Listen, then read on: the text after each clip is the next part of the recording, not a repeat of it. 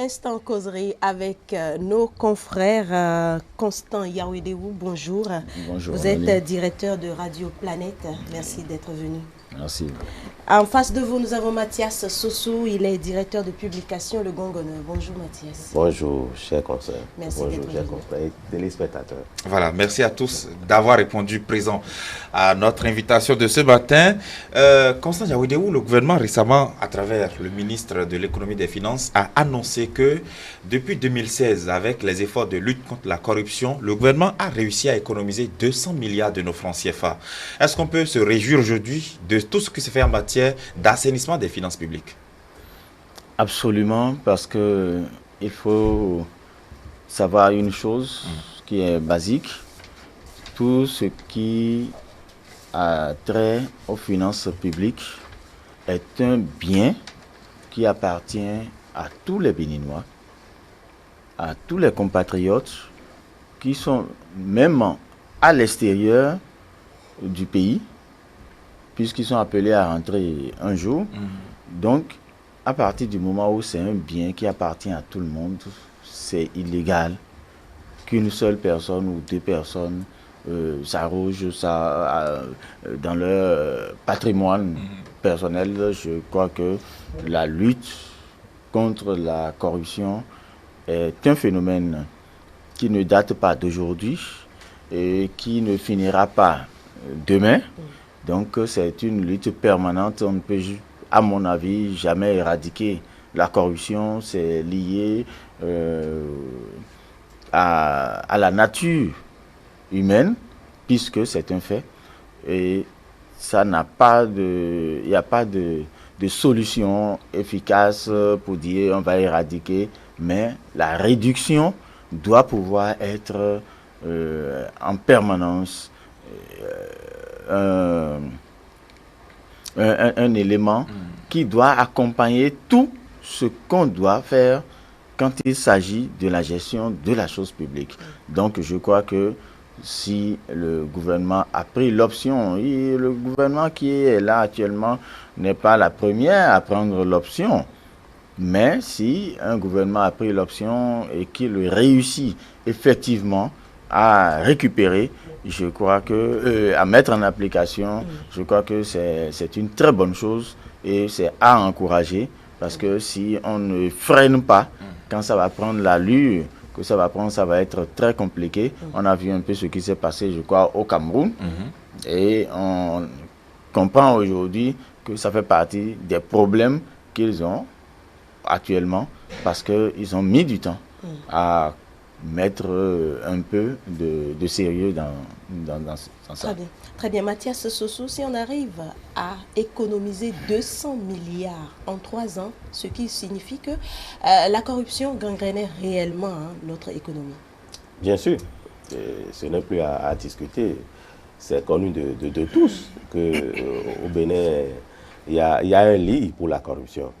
Mais je crois qu'avec la nouvelle politique des acteurs du régime actuel, je crois que le phénomène est en train de regresser un peu, et compte tenu des systèmes mis en place pour freiner le phénomène. Et avec l'arrivée du gouvernement de la rupture, je dirais, le ministre des Finances a mis en place des systèmes pour détecter et attraper ceux qui sont, en tout cas, qui se sont perfectionnés dans ce secteur, dans le domaine de la corruption. Nous avons assisté depuis 2016 à des arrestations des agents indélicats du ministère des Finances et même des fonctionnaires, dans le rang des fonctionnaires, où on a engagé, on a fait des agents fictifs de la fonction publique, et tous ceux-là percevaient des salaires et des primes et des rappels à n'en point fini.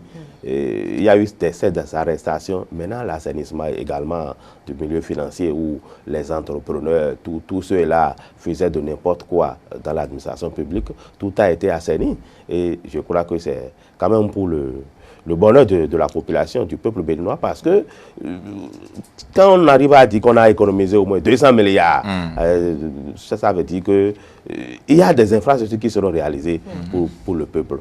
des routes, ainsi de suite, des constructions, tout ça là, c'est quand même appréciable. Ça veut dire que si le gouvernement arrive à économiser plus de 200 milliards sur ce plan-là pour empêcher la corruption, je crois que, sinon pour avoir empêché le phénomène de la corruption, je crois que avec 5 ans, on ira peut-être à plus, hein, peut-être le double, parce que le phénomène n'est pas encore éradiqué complètement, mais je crois qu'un effort est en train d'être fait comparativement aux autres qui ont annoncé, qui annoncent tambour battant, et après ils lâchent du lest, et le phénomène reprend de nouveau. Je crois qu'avec celui-ci, s'ils tiennent jusqu'à la fin, ça pourrait entrer dans les mœurs, et désormais nous pouvons quand même souffler un peu pour dire que le phénomène a un peu régressé, pour ne pas dire que ça va reprendre. Parce qu'il faut nécessairement que la pression continue pour la lutte contre la corruption.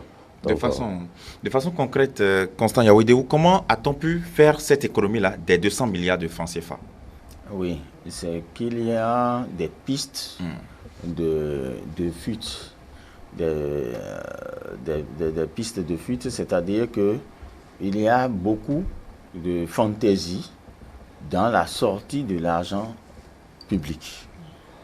Et à partir du moment où ces phénomènes qui faisaient sortir les sous des caisses de l'État, on a pu dire plus jamais ça. Vous voyez par exemple, beaucoup de séminaires se déroulent désormais à Cotonou. Ça ne sort plus de Cotonou. Mais si vous faites, vous prenez le budget et que vous voyez ce qui était prévu pour ces activités, comment ça se gérait avant et maintenant, vous faites la différence. Vous voyez tout de suite que les mêmes activités, comme c'est des activités récurrentes par année, les mêmes activités, par exemple, ont été menées et les dépenses n'ont pas été autant que les dernières fois. Donc, ces primes aussi fantaisistes qu'on se donnait, qu'on n'a plus donné jusqu'à aujourd'hui, quand on fait le bilan, on voit combien est resté. Alors que les mêmes travaux ont été exécutés et comme on a mis la rigueur, les travaux ont été mieux exécutés qu'avant, mais les sous ne sont pas sortis, les sous sont restés pour être réaffectés, tel que le DP l'a dit, pour être réaffectés à autre chose pour le développement. Donc, il y a beaucoup d'éléments comme ça. Et quand on n'est pas dans le circuit, on ne voit pas, on ne sait pas comment et ça se passe. Vous avez vu, par exemple, le chef de l'État a sorti une décision, le gouvernement a sorti une décision où on a arrangé certains salaires et on dit à partir d'aujourd'hui, il n'y a plus de primes de carburant. Oui. Oui. Il n'y a plus de primes de carburant, on donne tel montant qui peut déjà suffire à tout ça, mais vous allez voir, vous allez constater que la circulation de ces tickets et valeurs tel que ça se passait, c'est plus exactement comme ça que ça se passe. Donc à partir du moment où on a émis moins de les 2/3 de tickets valeurs qu'on émettait, la différence, le tiers est resté comme économie dans les caisses de l'État. Donc il y a différents secteurs qui ont permis de faire cette économie-là parce que concrètement, les résultats sont là et à comparer avec comment ça se passait, on fait tout de suite la différence. On voit qu'il y avait beaucoup de fantaisie dans ce qui se faisait et il y a moins de moins de primes qui s'octroyaient. Le chef de l'État, quand il a annoncé, le gouvernement a annoncé dès l'arrivée du chef de l'État qu'il y a des primes qui sont supprimées, tout le monde a crié, mais personne n'a réclamé parce que ce n'était pas obligatoire. À partir du moment où, sans ça, le travail ne peut pas se faire, on n'aurait pas les résultats qu'on a aujourd'hui. On dit qu'on a réalisé des performances. Pourtant, ces primes n'ont pas été octroyées et on a quand même les résultats. Ça veut dire que, quelque part, il faut être honnête, il y a eu beaucoup de fantaisie dans les sorties d'argent. Mathias Soso, même question. Qu'est-ce qui a concrètement permis au gouvernement d'économiser ces 200 milliards? Le problème est aussi simple. Hein? Quand vous prenez les services financiers de tous les ministères, avant l'arrivée de ce régime, je dirais même les caisses étaient ouvertes au niveau du ministère des Finances. Vous allez constater que quand le gouvernement a annoncé des mesures, surtout la bancalisation de toutes les opérations au niveau de l'administration publique, les gens ont crié. Ceux qui étaient concernés, ceux qui étaient au centre de ces opérations avaient crié. C'était juste pour montrer leur découragement sur le plan qu'ils ont établi avant l'arrivée de ce régime. Les financiers, dans le temps, quand on organise une activité dans l'administration, il était loisible, sinon possible aussi, de faire des décaissements à garder chez eux, quitte à eux de gérer les fonds comme ils veulent et de justifier après. Alors que quand ce gouvernement est arrivé, il y a eu des mesures qui sont prises et tout est bloqué. Et avant de procéder à un décaissement au niveau de l'administration financière, il faut nécessairement que ça passe de banque à banque et on identifie déjà ceux-là à qui ces fonds-là sont destinés. Vous n'êtes pas sans savoir qu'il y a par exemple la semaine dernière ou à peine 2 mois, bon, le bruit a couru après, ben sinon il y a 2 mois comme ça, il y a eu des agents qui ont été épinglés même au ministère de l'enseignement secondaire technique, oui, où il y a une dame par exemple qu'on a arrêtée avec plus de 90 millions dans son coffre-fort, où elle a ramené à la maison les fonds et les agents de... comment vous appelez ça? Avant c'était BEF, oui, maintenant oui, c'est Saint-Tif ou quelque chose comme oui, ça, qui a mis la main sur cette dame-là, par exemple. C'est comme ça se faisait. Quand les financiers organisaient des activités, ils font des décaissements au préalable qu'ils gardent chez eux, par devant eux, et c'est quand ils finissent de gérer, de finir l'activité là, qu'ils justifient comme ils veulent. Alors que maintenant, tout est bancalisé. Avant de prendre l'argent, ceux à qui l'argent est destiné, tout est tracé. Ça fait qu'aujourd'hui, même n'importe quel fonctionnaire qui est chez lui, si on veut le contrôler, c'est plus facile au gouvernement de contrôler les mouvements de son compte bancaire. Et quand on constate, quand le ministre des Finances constate qu'il y a des mouvements irréguliers qui s'opèrent sur tel compte de tel agent, ils engagent des procédures, des enquêtes pour détecter. Et c'est comme ça qu'ils arrivent à détecter les cas. Même, je ne dirais même pas que c'est les activités qu'on a coupées, les primes, tout ça là. Les primes, vous allez voir, s'ils font le bilan après, ils vont ajouter. Ce n'est pas seulement 200 milliards. S'ils ajoutent les primes qu'ils ont coupées, les séminaires, la réorganisation au niveau de l'administration publique, s'ils doivent ajouter ces économies qu'ils ont eu à faire, ça doit être plus de 200 milliards. C'est seulement ce que les gens volent là, au niveau du pays, que les gens ont évalué qui doit atteindre ces 200 milliards. Donc c'est pour dire que le phénomène a gangréné tellement au niveau de l'administration. Est-ce que c'est ça qui fait qu'aujourd'hui on dit que l'argent ne circule pas? Bien sûr. C'est ça surtout qui fait que on dit que l'argent ne circule pas. Puisque des gens qui ne travaillent pas, ils ont seulement leur compte au niveau des banques et on leur vide des fonds dessus. Ou bien ils viennent seulement, on s'entend avec eux, bon, tu viens signer tel état pour moi et moi je te donne quelque chose et lui, il prend le reste. Bon, quand on a organisé, par exemple, à chaque année, on va payer les primes aux enseignants sur le terrain. Les agents qui vont payer ces primes-là, ce qu'ils gagnent par rapport à ce que les enseignants gagnent sur le terrain, c'est énorme. On va payer par exemple 90 000 à un enseignant sur le terrain, alors que celui qui va payer prend au moins 400, 500 000. Et tout ça là, on a coupé, on dit désormais, les fonctionnaires, les agents sont dans leur bureau ou bien à leur place et ils reçoivent l'argent sur leur compte et ils prennent. Tout ça là, c'est énorme. Si aujourd'hui on parle d'économie, c'est à juste titre pour dire que les réformes qu'on a entamées sont en train de porter leurs fruits. Et c'est ce qu'on est en train de constater sur tous les plans. Il n'y a pas encore des réformes qu'on a engagées aujourd'hui où on va dire il y a eu des échecs comparativement, sinon contrairement aux autres, je crois qu'on a quand même de résultats performants qu'on peut brandir aujourd'hui. Et le ministre des Finances peut bomber le torse en disant qu'il réalise des prouesses. En tout cas, c'est ce que moi, je retiens quand même de ces réformes qu'ils ont initiées au niveau des services financiers pour économiser de l'argent pour la caisse du pays. Et pourtant, il y a des polémiques.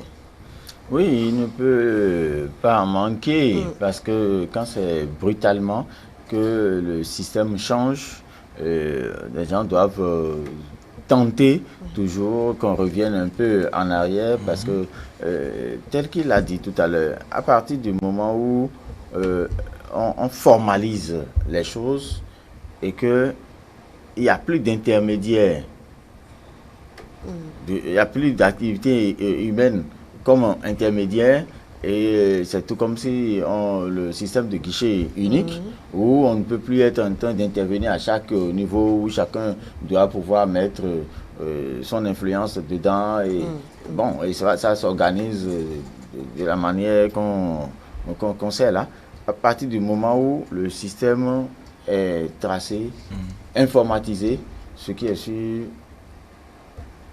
ceux qui ont l'habitude, qui avaient l'habitude de gérer certaines choses, se sont vus, comment dire, dépossédés de cette machine à manipuler.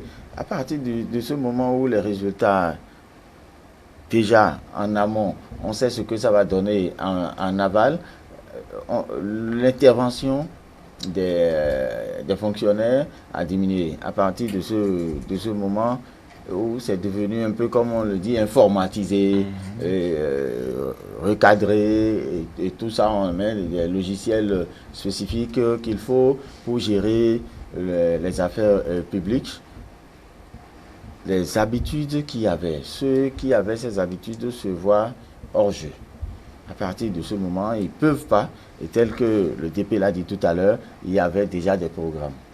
Beaucoup avaient déjà établi des programmes pour réaliser certaines choses sur ces affaires-là.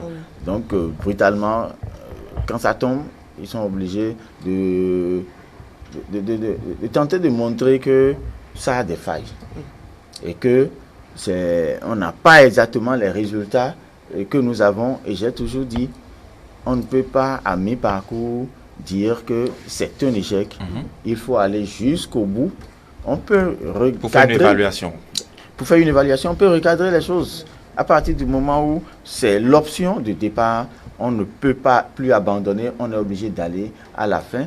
Et il vaut mieux attendre la fin pour apprécier que de commencer par dire, créer la polémique pour dire non, c'est faux, les chiffres ne sont pas réels, les chiffres ne sont pas... Non.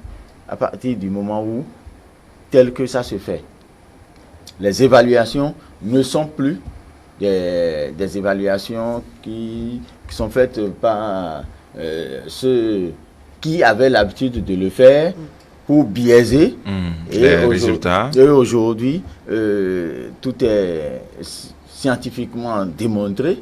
Je crois que ça doit pouvoir gêner et des gens vont tenter toujours, c'est notre habitude, on le sait, on est entre nous, on a toujours tenté de dire ça là, est-ce que c'est pas un machin ça, est-ce qu'on a besoin vraiment de ça, est-ce que c'est pas trop, on a copié de l'extérieur, on vient nous imposer et tout. Donc on refuse d'abord d'accepter.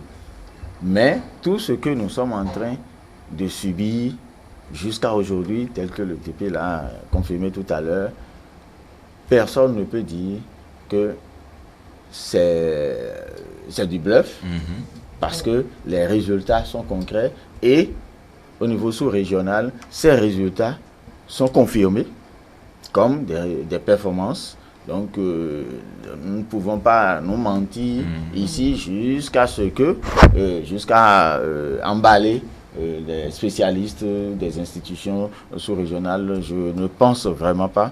Et je crois que on ne peut jamais faire l'omelette sans casser les œufs. Et c'est une affaire de courage et on doit pouvoir subir.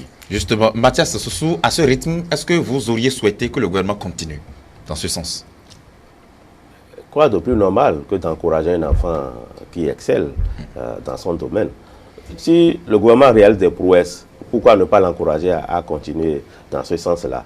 Ouais, je crois que c'est normal que le gouvernement continue parce que si déjà à 3 ans, on réalise une économie de 200 milliards et que ces 200 milliards peuvent nous aider à construire des routes, des infrastructures, des écoles, un peu de tout, je crois que c'est quand même bon qu'on encourage le gouvernement à continuer dans le même sens pour qu'au terme des 5 ans, on puisse avoir quand même un bilan globalement positif, puisque pour le moment, on ne peut pas dire que c'est ça le résultat. Tant qu'ils ne sont pas encore à la fin de leur mandat, on ne peut pas quantifier. Mais ce qui est sûr, à ce rythme-là, je crois que c'est quand même bon et il faut leur quand même tirer un coup de chapeau. Et des têtes vont continuer à tomber, hein? Des têtes peut-être insoupçonnées, oui, mais les têtes qui peuvent tomber, on ne commence pas à avoir peur, hein, puisque aujourd'hui, maintenant, quand vous allez dans l'administration, tous ceux-là qui se livraient à ces jeux, je crois, ils sont en train de laisser. Ils ont un peu peur, les gens ont un peu peur.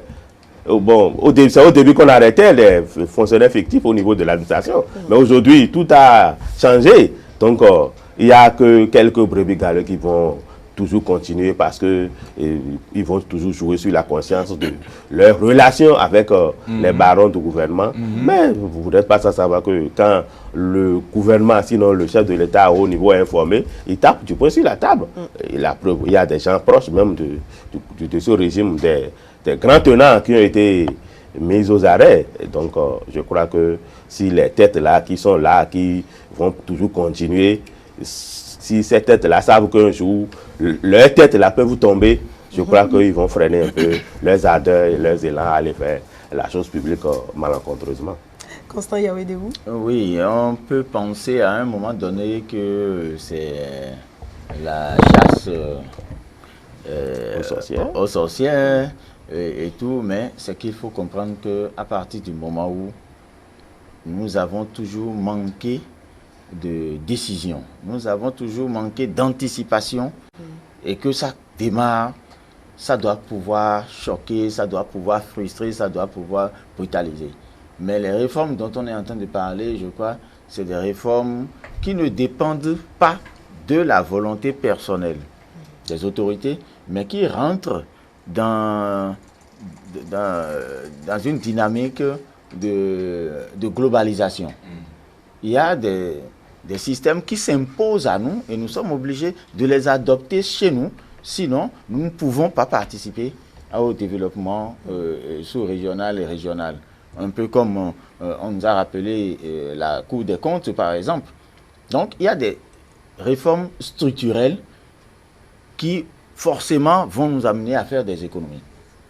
Il y a des réformes politiques qui vont forcément nous amener à faire des économies. Et il y a des réformes professionnelles. Et là, c'est à l'intérieur de nos propres structures qui vont nous amener à faire des réformes.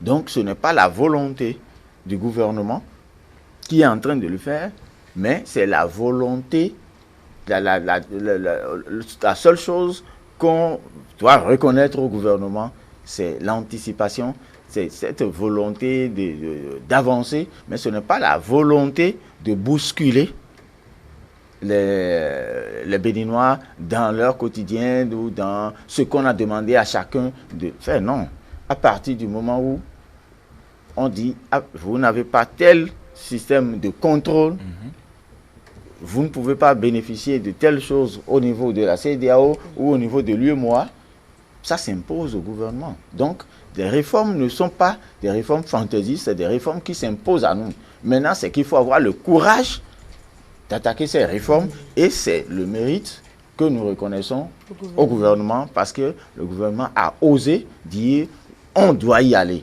Sinon, si on ne démarre pas, quand est-ce qu'on va y aller? Les autres ne nous attendent pas. Quand on dit, ah, il n'y a que 2 pays qui sont en retard, ce retard, c'est sûr que ça a déjà gâté beaucoup de choses sur nous. Donc, ces économies, nous allons en réaliser davantage parce qu'au niveau de chaque réforme structurelle, professionnelle ou politique que je dis, ça doit pouvoir forcément donner des fruits. Parce que tout ça se faisait de façon informelle et ça se gérait n'importe comment. Donc à partir du moment où ça s'organise, ce qui est sûr, les fruits doivent tomber et on doit pouvoir réaffecter avec tout ce que nous avons comme chantier et tout. C'est assez osé.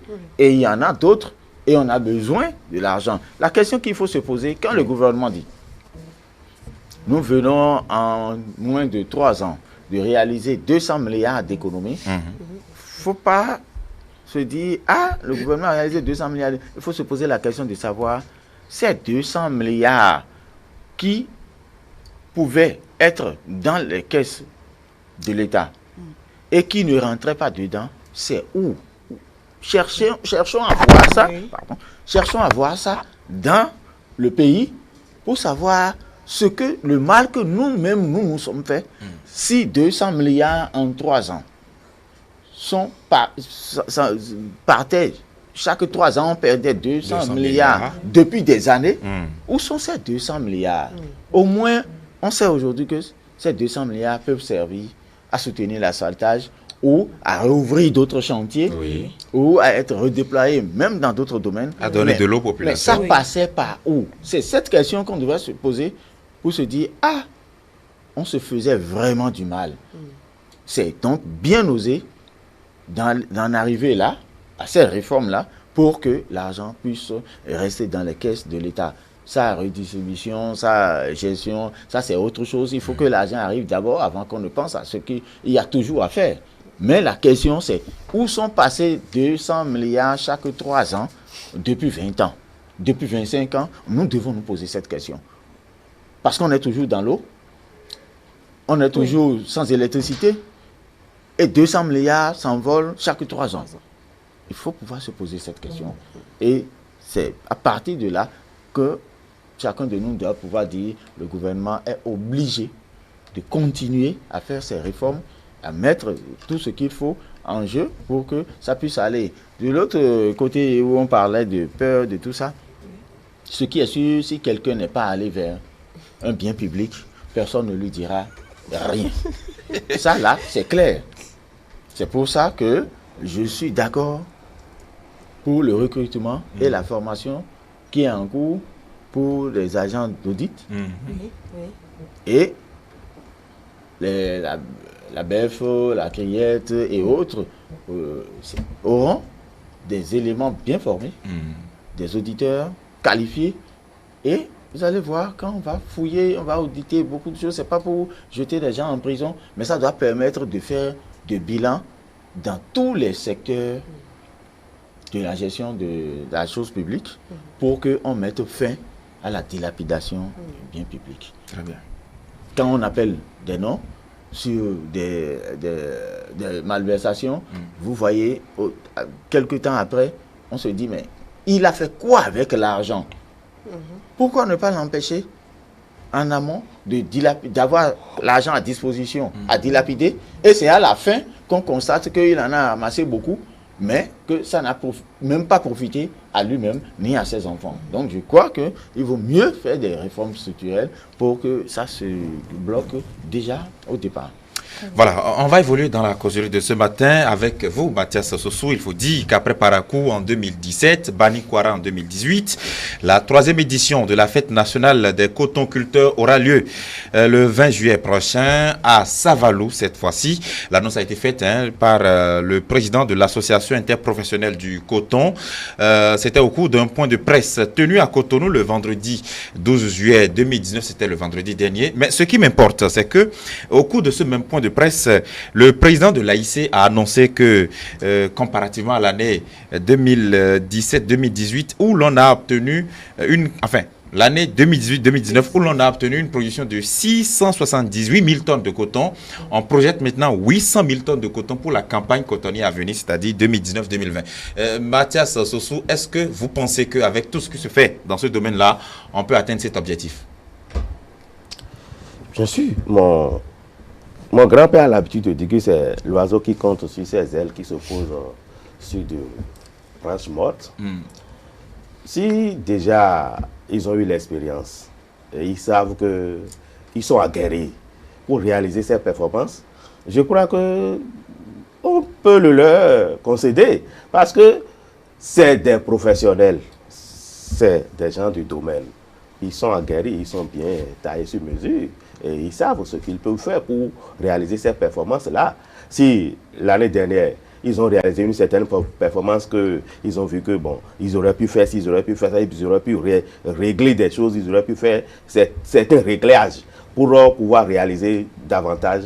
Je crois que s'ils le promettent, c'est qu'ils vont le faire. Et vous n'êtes pas sans savoir que depuis l'arrivée de ce régime, il y a eu des pistes qui sont explorées et puis les systèmes sont mis en place pour que davantage, d'année en année, on réalise des performances sur des performances.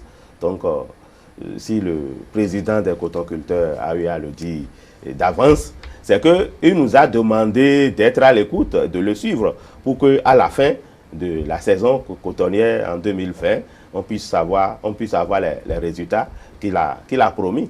Donc, on ne peut que lui tirer d'abord, je dirais, coup de chapeau, mais l'encourager à continuer pour pouvoir réaliser sa performance. Constant Yawedeou, viser de 800 000 tonnes, c'est un grand défi. Hein. Est-ce qu'ils ont véritablement les moyens pour y arriver?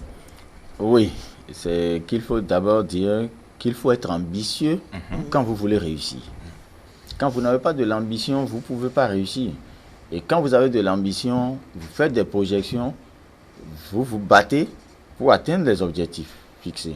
Je crois que c'est d'abord ça.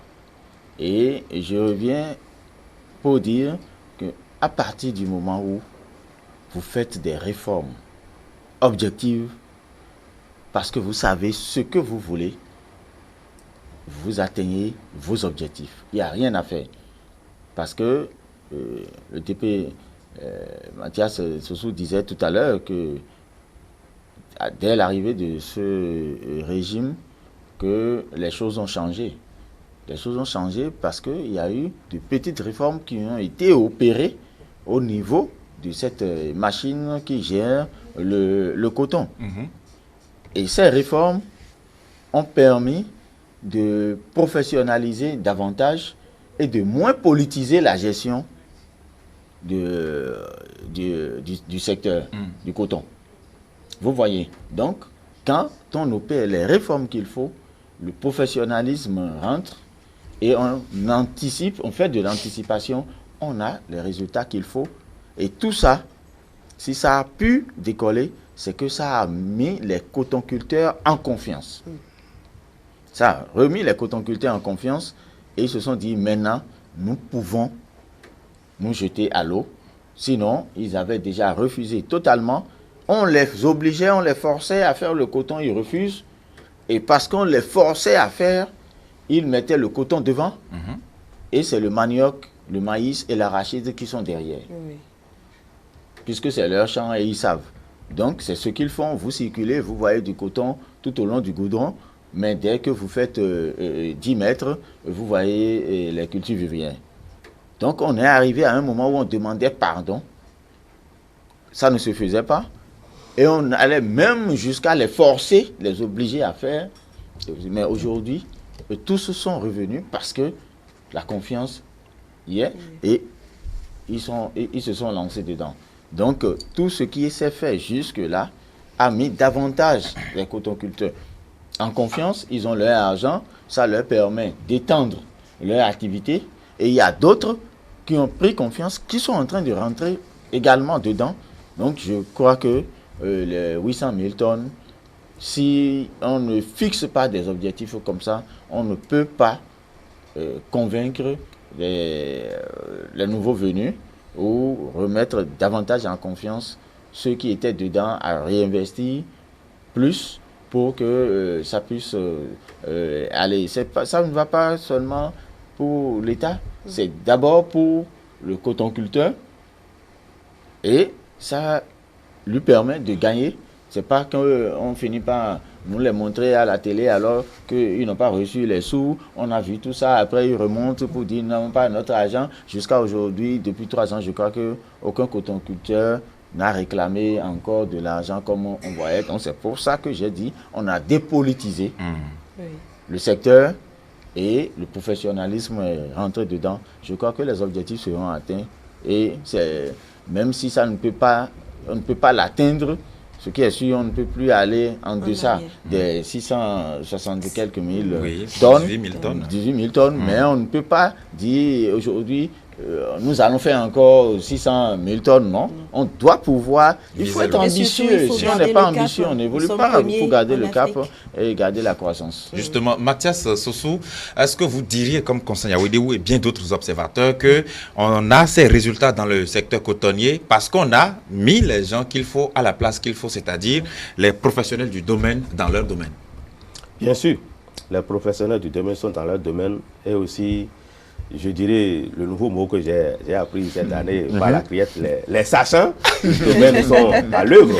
Et on ne me dira pas que le président Talon n'est pas du domaine. C'est son domaine le plus connu, que tous les Béninois le connaissent. C'est vrai. Et quand il est venu, il a dit au début de son mandat que ce secteur, il va réussir, il va améliorer, il fait plus que ce qui se faisait. Je crois que ce n'est pas seulement les cotonculteurs qui sont bien à l'intérieur, il y a aussi le gouvernement, le régime qui est là, le ministère de l'Agriculture, tous les techniciens qui les accompagnent. Chacun maintenant joue son rôle comme cela se doit actuellement. Et c'est ça qui favorise la floraison dans le domaine. Si les cotonculteurs arrivent à réaliser des performances plus que celles qu'on réalisait et que pour des campagnes à venir, ils arrivent à faire des promesses pour dire nous allons atteindre tel objectif. Je crois que eux aussi, ils comptent sur eux-mêmes, sur les techniciens du ministère de l'Agriculture et sur le régime également. Si le régime n'était pas dans la même ligne, que je crois qu'ils peuvent tout faire, mais ils ne pourront jamais réussir. C'est parce que le régime en place les accompagne dans le même sens qu'ils arrivent à réaliser ces performances et même demander à aller au-delà de ce qu'ils peuvent produire. Donc, c'est pour quand même, il faut féliciter le gouvernement qui est en train de faire un travail non moins négligeable pour qu'on atteigne ces performances-là. Mais cette initiative de célébrer les meilleurs cotonculteurs, ça devrait aussi constituer une motivation supplémentaire, non? Bien sûr. Puisque pourquoi on initie les jours des premiers dans les collèges? C'est pour quand même féliciter les enfants qui ont travaillé. Et si aujourd'hui, dans le milieu de l'agriculture, du milieu du coton, on dit on va célébrer les meilleurs cotonculteurs.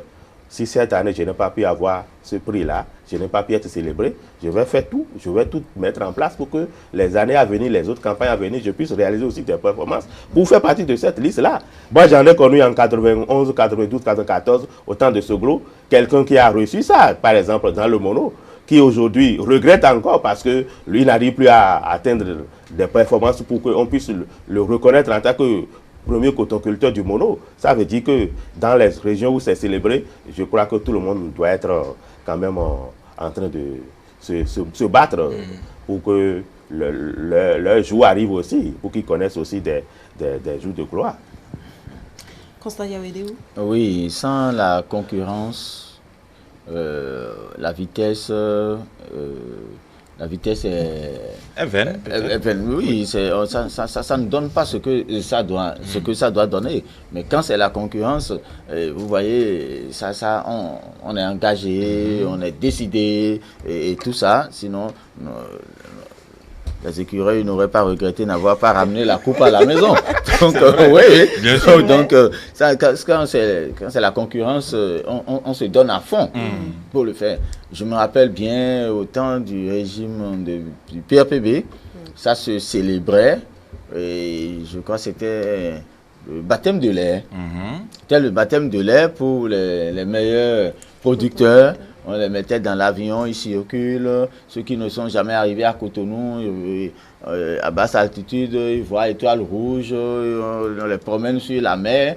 Mais quand le monsieur de chez moi était revenu, alors là, franchement, les soirs, tout le monde défilait, on allait le voir et il racontait. Donc, ce que les autres n'ont jamais vécu, ils n'ont jamais pris de l'avion, ils ne sont jamais allés en altitude. Donc, tout le monde a commencé par l'envier et tout le monde a commencé par se dire, si jusque dans notre agonie, on est venu le chercher, il va falloir que, ça veut dire que ça passe partout. Donc, ce n'est pas à Cotonou qui font leurs choses. Donc, je dois aussi bénéficier de ça. Parce qu'il fait trop le gros dos pour ça, il ne veut pas nous mystifier. Donc c'est de petites choses qui encouragent. qui renforce la détermination, parce que quand vous recevez la distinction, vous allez voir comment c'est encadré, comment c'est posé dans la chambre, et tout ça a fait honneur aux producteurs, et ils se disent, l'État m'a reconnu.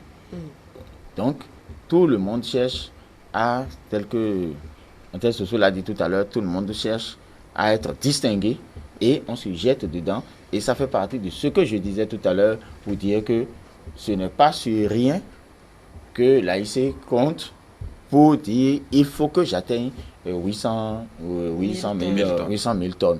Même s'ils n'atteignent pas 800 000 tonnes, ils doivent être proches désormais de 800 000 tonnes pour que prochainement on parle de 850 000 pour avancer. Donc en toute chose, quand il y a la concurrence et il y a la reconnaissance, l'encouragement, la performance évolue toujours. Il ne faut pas ignorer aussi la concurrence de la sous-région, notamment le Mali, qui semble mieux maîtriser. Oui, le Mali est resté très longtemps premier producteur, mais passant certaines personnes dans le domaine, donc à partir du moment où nous avons le président Patrice Talon qui a fait beaucoup pour ces pays de la sous-région, à la tête de notre État, on n'a rien à lui pardonner si nous n'avons pas les performances que nous avons aujourd'hui. Parce que là, il est obligé de nous réussir, ça tout au moins, parce qu'il a aidé d'autres à réussir. Et c'est lui qui est là aujourd'hui. Il doit pouvoir mettre tout en œuvre pour qu'on l'ait. Ce n'est pas parce que c'est son domaine, mais c'est parce que nous voulons profiter de son expérience dans le domaine. Très bien. Vivement que le Bénin soit encore premier dans la prochaine campagne qui va s'annoncer. Mathias Soso. Vous savez, je suivais un sketch là où un artiste international donnait l'exemple du Bénin. Et en parlant du Bénin, il disait que ce petit pays qui n'a jamais franchi la première étape d'une compétition africaine ou sous-régionale. J'ai ri. Et je viens par cette période de Cannes que découvrir que les choses ont dit le contraire de cet artiste-là qui a parlé, où le Bénin a déjà par les écureuils dépassé la première étape pour aller jusqu'en quart de finale. Et pourquoi pas aussi dans le milieu de l'agriculture. Si déjà on a commencé par déjouer les pronostics, je crois qu'avec l'agriculture, comme les acteurs même sont engagés, à la fin, nous allons voir ce que ça peut donner comme résultat. On peut aussi risquer... On va toujours garder la première place. En tout cas, nous sommes sur le chemin. La première place aussi, il faut le dire, parce que la performance, c'est quoi? Le Mali, quand vous prenez la superficie disponible pour le Mali, pour la production, c'est 4 fois la superficie disponible au Bénin. Donc là, il faut voir, c'est par là aussi qu'il faut voir il faut voir aussi la performance. Si on fait 800 000 tonnes et que le Mali fait 800 000 tonnes, c'est qu'on a battu le Mali. Bien sûr.